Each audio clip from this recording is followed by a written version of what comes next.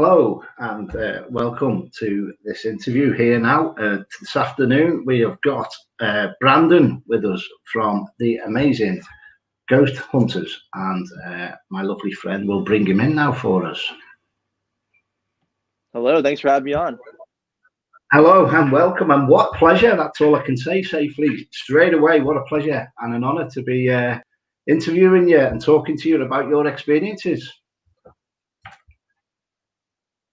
I appreciate it. No, thanks for having me on. This is a pleasure. Okay, and thanks for your time as well. Straight away, just it's mind-blowing everything that you've been involved with. Where did it start? It started at a young age. In 1995, I lost my oldest brother to cancer, and in 2004, I lost another brother to suicide. So that kind of sent me on my journey into the paranormal. And it was never really about a paranormal experience for me, per se. I never had any type of experiences I couldn't explain as a kid. It was more about having to grow up pretty quickly and think about the possibility of a life after death. So before I actually ever stepped foot into the field, I got my hands on as much literature as possible. Anything about ghosts and hauntings, everything from psychic investigation to scientific investigation. And I started to implement a protocol and a methodology that I wanted to implement before I actually stepped foot in the field. And in 2006, I started the American Paranormal Research Association to solely investigate historical locations throughout the United States. And I've been doing that now for, about 16 years. I've been investigating the paranormal, and it's something I love, and it's something I will do till the day I die.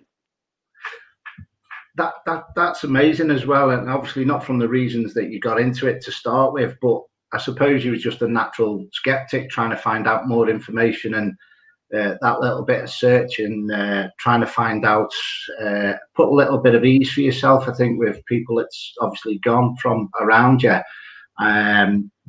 God, life after death. I think all in the field, we're all after that, aren't we? We're all after that evidence as well. Techie guy, techie manager.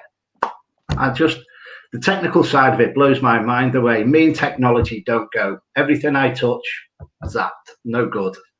So how do you find the technical side of it? And look, that must be amazing knowledge to have. I've been very lucky to work with some of the most brilliant scientists, medical doctors, and engineers that have really helped me remain grounded in scientific principle and really going out there to try and find factual data and empirical evidence to really try and step out of the shadow of pseudoscience within this field. I've been working with a man named Dr. Harry Clore for a number of years, about 10 years now. He's the only person in history to receive 2 PhDs simultaneously in any discipline. And he received those in physics and chemistry. And him and I have been very close. He's a mentor, a colleague, and someone that's really helped me remain grounded in scientific principle. And instead of going out there and utilizing these devices specifically made for investigating ghosts and hauntings of the paranormal, I'm utilizing scientific pieces of equipment that are used in other technical industries. And I'm adapting those, using those in our field, and having that data opened up to third-party scrutiny, having people like Dr. Harry Clore scrutinize that data and really show me what's a natural explanation, what's something that we can't explain. And that's really what pushes and drives me to utilize technology like that, is because I believe technology is what's going to help us step out of the shadow of pseudoscience and really push the field forward into, that next great frontier. You have space exploration, you have exploration of the ocean. I think the exploration of life after death is that next great frontier. Do you find as well, as you're going along in and around the people that you've got around you and an amazing team, are you segmenting off that information that you're finding with the evidence, and then you type of logging it in certain parts as well? You must have an amazing fascination around history as well. Absolutely. I think that history goes hand in hand with the scientific research aspect. And that's something that Mustafa Gadalari and I are working on for our upcoming book in 2021. Will be released this year. And something we're also talking about with our new web series, Formula of a Haunting. And it's just that we're connecting science with history to really show that there is a formula for hauntings and for this type of activity we can't explain. And again, history and science go hand in hand together in this field. And we kind of lay that out in our upcoming book. And we also lay that out in this new series that we've been producing. I'm a massive believer as well of everything natural and raw and how it is. And then anything that can add on to it is a bonus, you know. So you're bringing a lot to the team there and to the table. How do you find you get on with the data? Do you store that? Do you log it? Do you find yourself going back to a certain location you've been before? Do you bring that data back up? Are you looking at going back to a certain location and bringing the data that you've had before?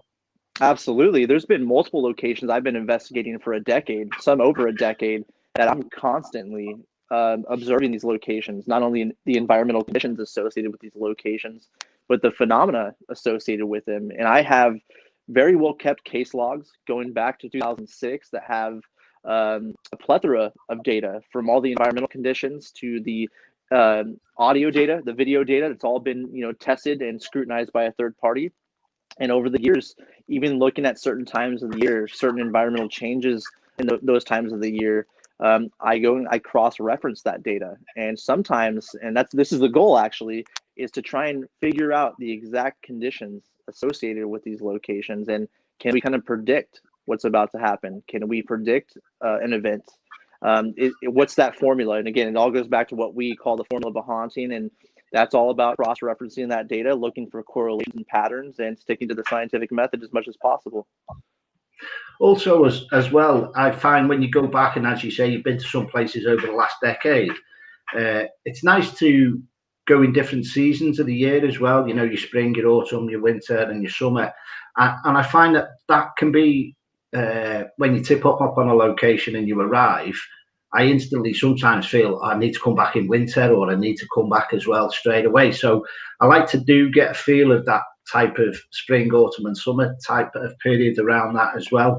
So you must have collated some data there for certain decades over them locations as well. How would you explain any of the evidence that you've found to people that's tuning in for us? Well, it's tough with the data I've collected. I've investigated well over 200 locations. I can say maybe a handful has data I can't explain, or my panel of these technical experts from these various industries cannot explain either. So it's all about audio and visual data that has been collected through multiple means, everything from an electron multiplying camera to very high quality recording devices. When it comes to audio, condenser microphones ran into a preamp, ran into a digital interface, into a audio workstation. And the key is to have this data that I've collected that I can't explain, right? My knowledge only goes so far when it comes to these devices. So once I take that data and I have it analyzed by these professionals, they're the ones that can really break that down for me. So for instance, with audio, we collect something that we believe to be electronic voice phenomena. We collect that with a very high quality recording device with the highest bit rate possible, the most information, the most data. We have that analyzed by a audio engineer that can break that down through a spectrum analysis and show us, is it a stray radio frequency, stray cell phone frequency, or is it something we can't explain that's what we believe to be human speech? And I have a few EVPs over the years that really have been collected and been analyzed that to this day can be explained, as well as a few pieces of video that it can't be explained either. So it's pretty fascinating. How do you find the band of the range that when you're doing the EVPs, do you have different types of recorders for different bands that you want to try on a different room? So if you get no response on one EVP, will you use another machine or and that type of stuff as well? So you'll try a different brand. It doesn't mean that machine's not picking it up and spirits aren't responding. Do you have like a whole range of EVPs within the brand of the range of the spectrum with the radio waves? Absolutely. Over the years, I've experimented with all kinds of different recording devices.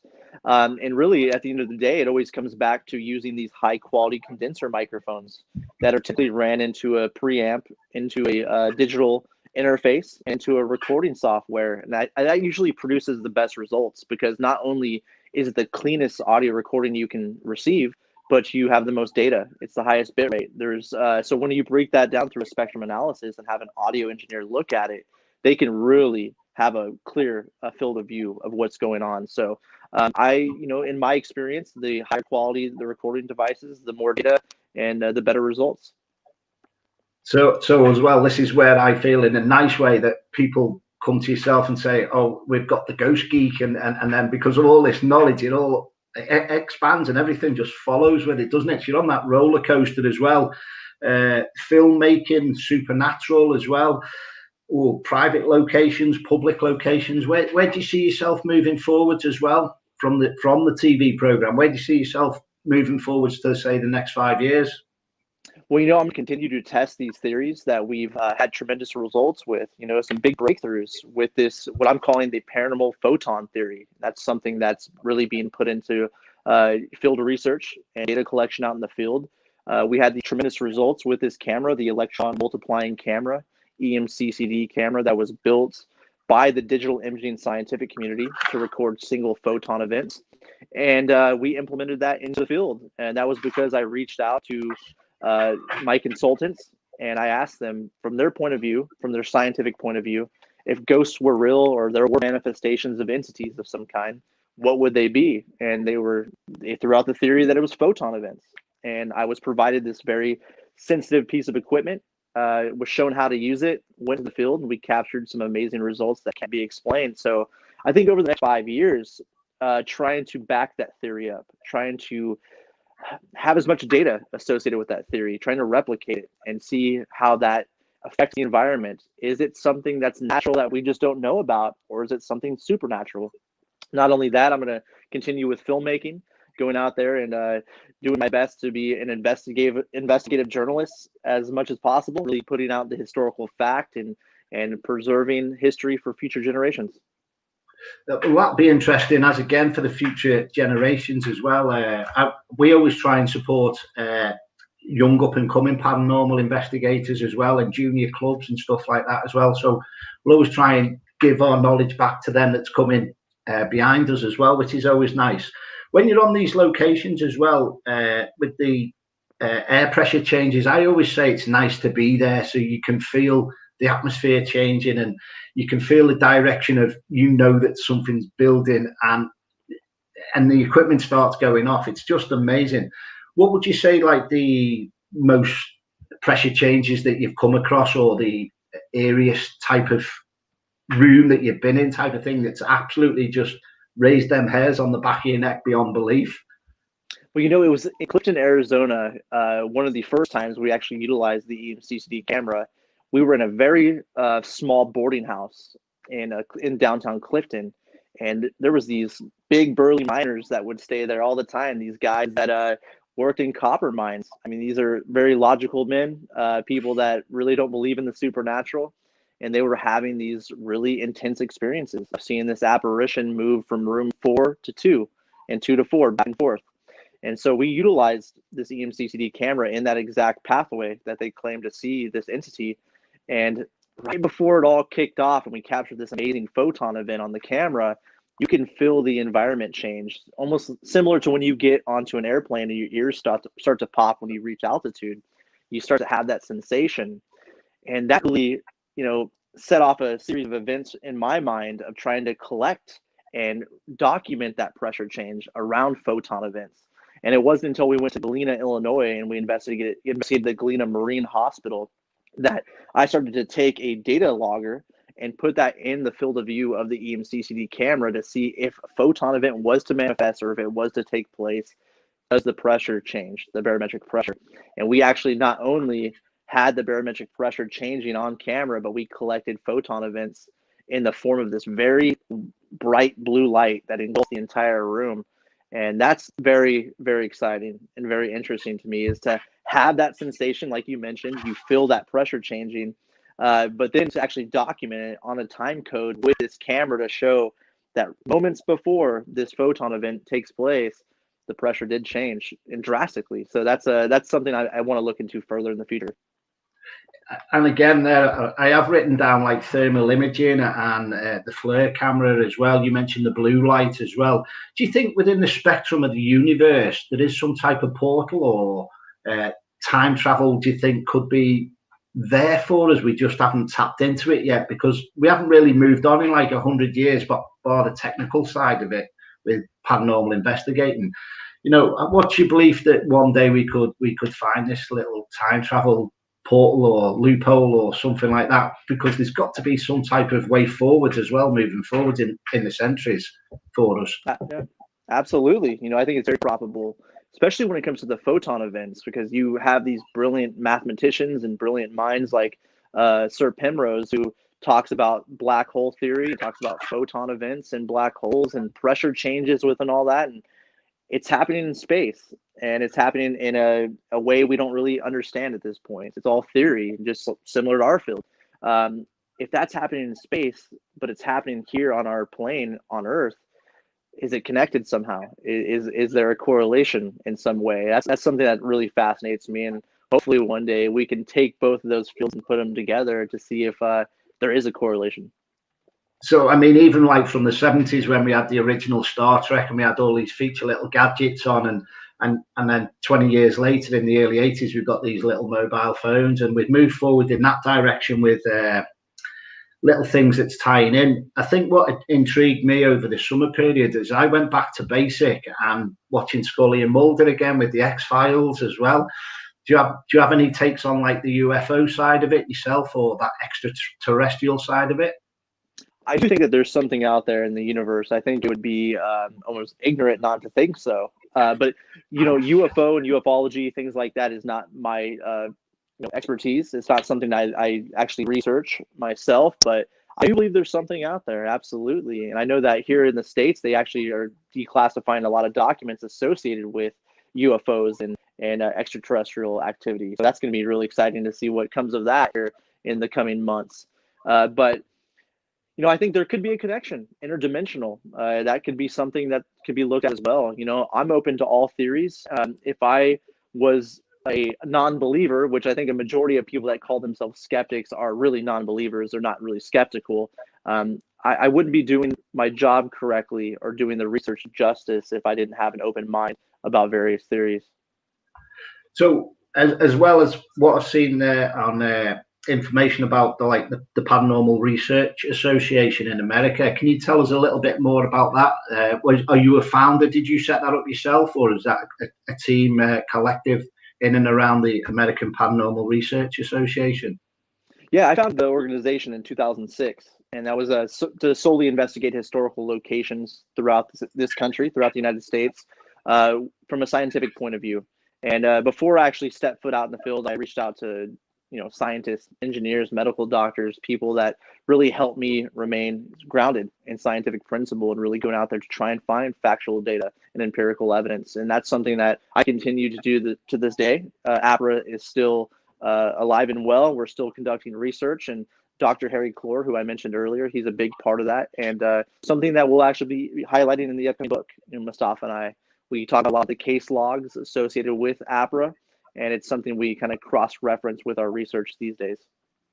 That's excellent as well. I'm going to have to get myself a copy of this book. We'll touch on that later, moving forward towards the end.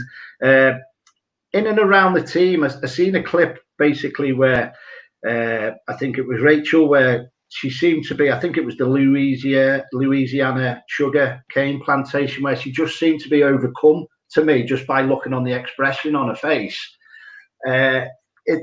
How do you find these different locations, like the plantations? Anything you could tell us about the Louisiana sugar cane plantation, if you can remember that one, because you've done that many? Because she just looked like she just was in fear of what was going on at the present moment in time. Right. I think each location affects each investigator differently. You know what I mean? I think there's sometimes just a connection with people in these locations. And I do remember her having that experience there. And we talked about it actually after the fact as well, that, there was just some connection she had. And I don't think she even could explain it, in words, actually. So it's one of those experiences where who knows exactly what's going on. But, with, my research and my point of view, I'm always trying to back those situations up with data and trying to find, first and foremost, a natural explanation. Second off, if we can find something associated with it, as far as a piece of video or audio that can be tested, that's something I'm always looking for. But that was a fantastic case. Mustafa had some really great results. I remember there was a moment where Mustafa, myself, Daryl, and Grant were in the plantation, and we had a pretty significant experience where we actually saw a figure walking in the room next to us. And that was actually backed up by our motion detector being set off at the exact same time. Unfortunately, we didn't get it on camera, but we did have devices correlating that experience. And Man, that was a really great location. Very sad history associated with it, but again, it all leads up to that formula of a haunting that we're talking about. It's always that history that kind of leads to Yeah. that phenomena. Oh yeah, most definitely as well. I'll touch up on a few more episodes and all that. But what was coming to me as I receive information as well spiritually is you can do a little few experiments yourself. A good friend of mine, he's got an aura machine which takes your photography of your aura prior to an investigation. And as we were talking, if you can get them over in the States, I think they're about £7,000 in the UK. They're not cheap. They're very expensive. Go in and have an aura photograph taken of a member of your team, and then at the end of it, have your aura photographed and scanned at the end of the investigation and see if any aura pictures and the colours have changed in and around a team member. That just come to me. So there's a nice little experiment to see if you can get that over there. And I have seen that type of thing where we've done some research and stuff like that. And before an experiment and after, we have seen aura changes with this equipment as well. So we were just testing that equipment, but that just come to me as I was touching, as you were talking about that episode. Also as well, I've seen the creepy lady in the window, and obviously the other team members have felt in other episodes where they've been hugged by spirit and families have been threatened by spirit as well. Can you give us a little bit more insight to the viewers that basically about some of the episodes as well, if they've not seen them episodes? Yeah, absolutely. The Pillars Estate is an amazing location, ran by a guy that was fantastic. Tony was one of our best clients, I think, that we've ever worked with, because he was such an open-minded guy that had so many experiences within the house. And that was a very strange location that, at the end of the day, had what I refer to as a familial connection, where he moves into this house. There's a very striking resemblance between the woman that initially lived there, Murdy, and his mother, who passed away years prior. And his mother, and Murdy were very similar type people. And in some way, it was almost as if Murdy and Tony's mother connected after death to send Tony a message. And it was almost like this beautiful story of that familial tie, and that there's one last message to say that she was always watching over him, which is one thing that she did say to him before she passed away. And it's almost as if Murdy, who is part of that house and still seems to be there, wanted to relay that message one last time. And it's one of those beautiful moments that you really don't see a lot in the television side of the paranormal stuff. You see a lot of shows out there talking about the negative aspect or demonic, all this kind of stuff, but at the end of the day, there's more good than bad a lot of the time. And that was a perfect example. It's nice to see as well, Brandon, is where the intelligence of spirits ties that in to relay that message and tie it in for you as well, even though it might not have been on the episode and you might not have seen that on the camera, but that story. I love getting to the bottom of the story as well on the paranormal investigations, even if you have to go back 4 or 5 times as well. Any other locations that's really ticked all the boxes for you, would you say? I'd have to say probably Fort Stanton, New Mexico is that place. Not only does it have this amazing history with layers and layers of history from World War II to the Old West to World the War first. II, also known as the Second World War, was a global war that lasted from 1939 to 1945. Perfect. Would you like to hear more? No, preferably not. I'll get told off for that, but that's just random. That's the intelligence of spirits. World War II. That was there fantastic. Right on cue. That is on silent as well. That's awesome. Actually. But yeah, Fort Stanton has to be that location. Just so many layers of history, and having that experience where we documented this amazing photon event with the EMCCD camera that still to this day cannot be explained.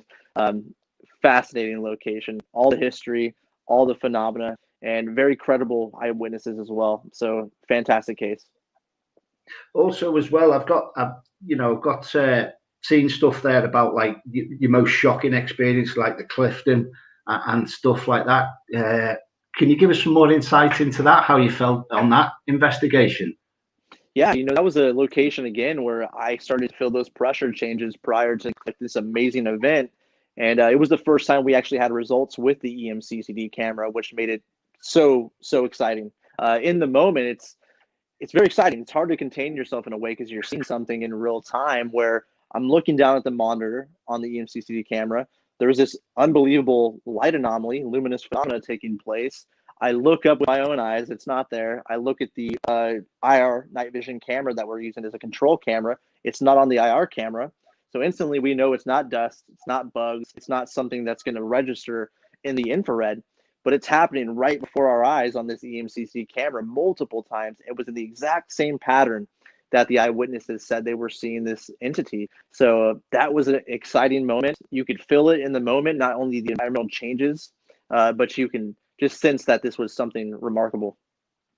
Well, I'd love to also as well go up like the Inca Trail and go as high as you can in the mountains in Peru, and nice calm day doing an investigation somewhere like that. Is there anywhere where the team would really like to go, or yourself? Do you think that you'd really on your bucket list, so as they say, so to speak?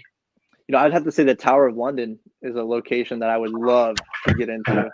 That's the history, man. I love the history associated with the Tower of London. I think that has that formula that we've been talking about. I mean, there's just so many layers of history associated with a location like that, and so many stories, so many ghost stories going back hundreds of years. So, well, I actually got called there about 2, 3, 4, 5 years ago, and going to the Tower of London, it just, the layers just come off as soon as you get closer and closer and closer and closer to it.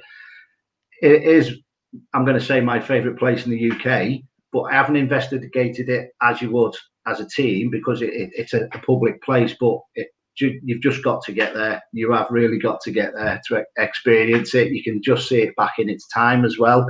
Is any team experience like flashbacks of how places was in its time in their mind's eye, even though they're not spiritual? Do they say, have they experienced anything where the night started and before you know it's ended, but they can't really explain what's gone on for themselves as an investigator or a team member?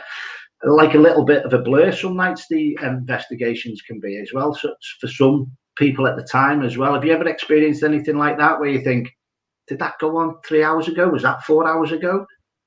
Right, we have actually with APRA, my organization, we've had that happen a few times at a location in San Lorenzo, California, called the McConaughey Estate, where there were times where it almost seems like we've lost complete track of time, even where you sit down and you notice, we're time stamping everything. We're looking at a time log, our time code, and we take a look, and then all of a sudden we look back down what seems like minutes later, and it happens to be hours later. So there's been almost that time loop kind of thing going on in some instances. And I think that the McConaughey Estate was a perfect example of that. And that's one of the locations I've been investigating for over 10 years now, and a location that I continue to monitor, and a location I continue to collect data at. And strange place, so many different types of phenomena. But yeah, we've actually had that experience at the McConaughey Estate. I mean, what I also like as well is where I've seen you touch on before in the past, where you've done hospitals and you've done airfields as well, and camps and all that. How could you? What really gets you that part of the investigation before you go there? If someone says we're going to an asylum, or we're going to a hospital, or an airfield, or a camp, which really ones you're like, oh yeah, I'm up for this straight away? All of them. Really, they're all interesting to me. Honestly, it's locations I've never investigated before, especially, for instance, like the camp that we did. That's something I've never done before. I never thought in a million years we would investigate a summer camp. It just doesn't seem like the type of location that would be asking for a paranormal investigation. But it's those type of locations that seem out of place, almost like locations that wouldn't be calling in for an investigation. I think those ones are pretty exciting, because it makes you believe that something must be going on if people at a summer camp, children there and people that are working there, camp counselors, are really having phenomena. And getting their experiences as well of what they've come across as well. Do you have somebody that would give them information and see if you pick up on that prior to the night? We do. That's one thing with me that I always do is I want as much information as possible before going in. I know it's different for mediums and psychics and people that have different styles of investigation.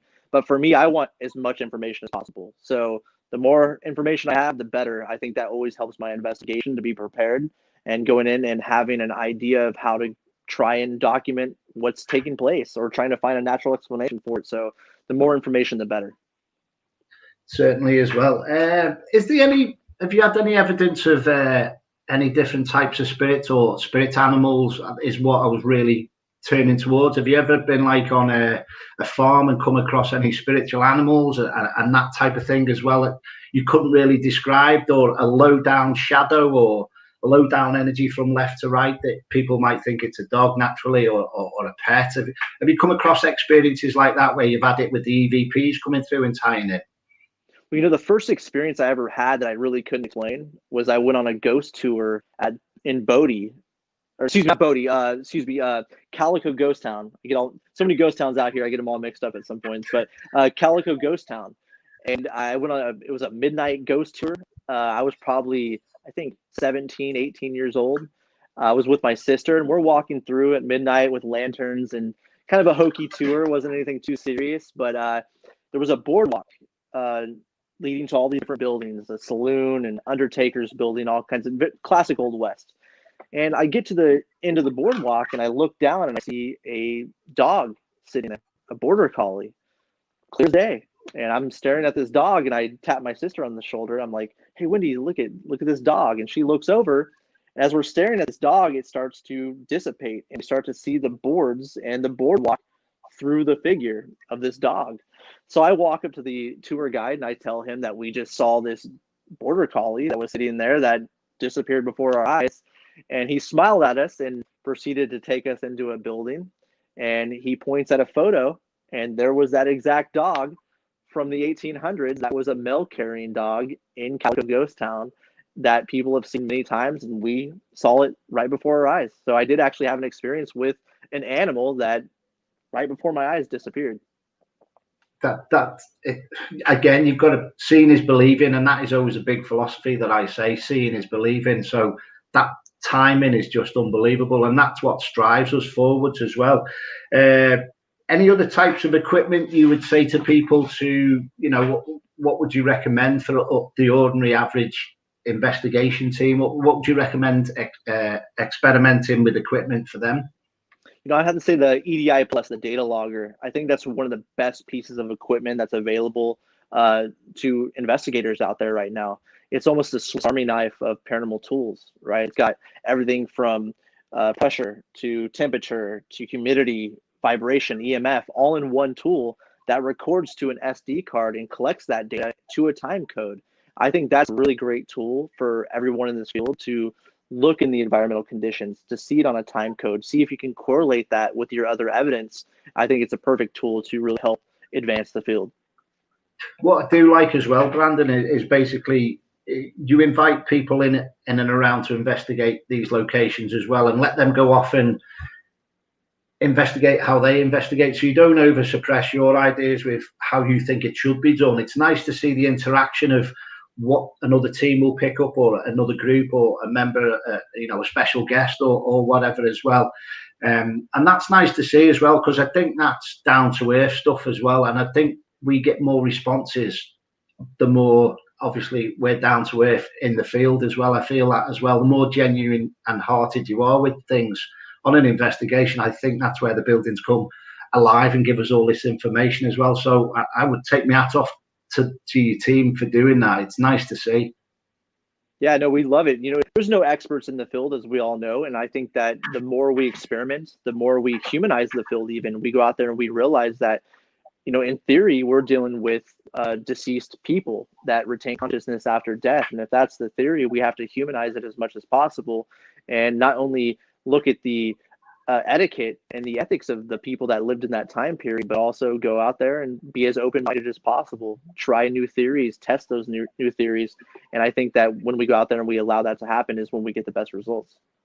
And I do say that, what I've seen as well is where you will go off and investigate a place for a week or 5 days or 10 days as well.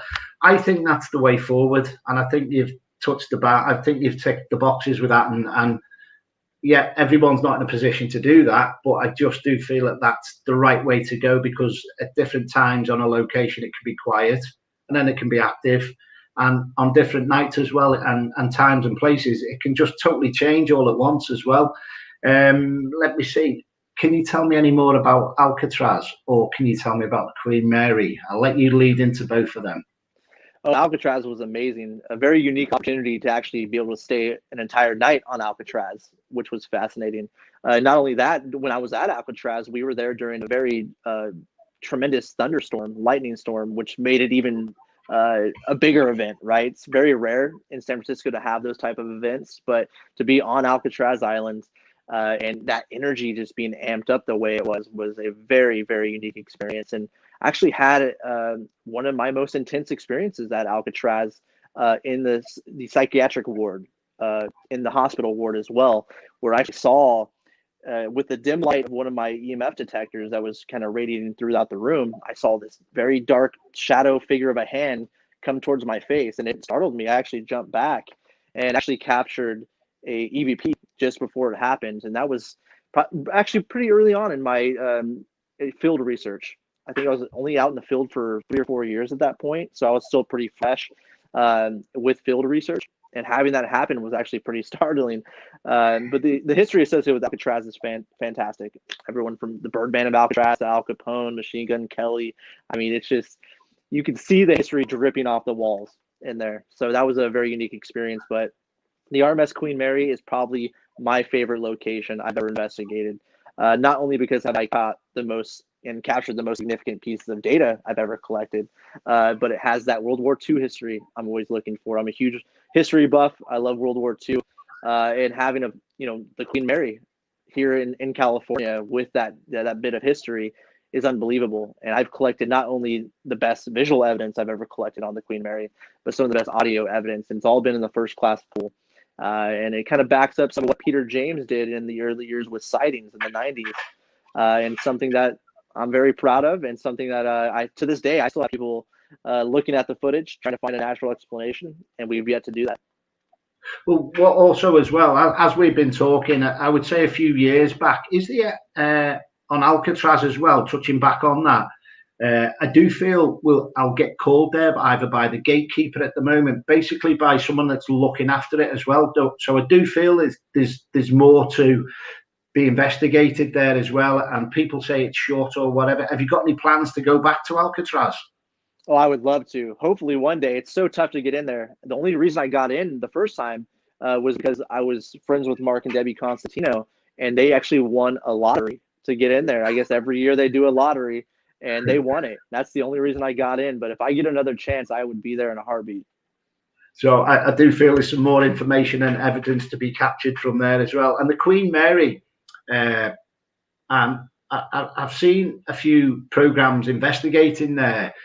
And as I'm watching, I'm linking in. I can hear footsteps. I don't know whether you've experienced any, like a lot of footsteps there, or on the EVPs that you've captured there. What would you say that you've actually caught there on the EVPs that was outstanding on the Queen Mary? I have actually an audible voice that not only did I hear, audible voice phenomena, I guess it would be electronic voice phenomena as well, but I heard this voice of a little girl calling out to us in the first class pool. And not only did I hear that audibly, but I collected that on audio, not only separate years apart, but it also matches with the audio that was collected by Peter James in the early 90s, which is fantastic. And to this day, something I can't explain. 2:30, almost 3 a.m. in the morning, I'm in the first class pool. There's definitely not kids down there.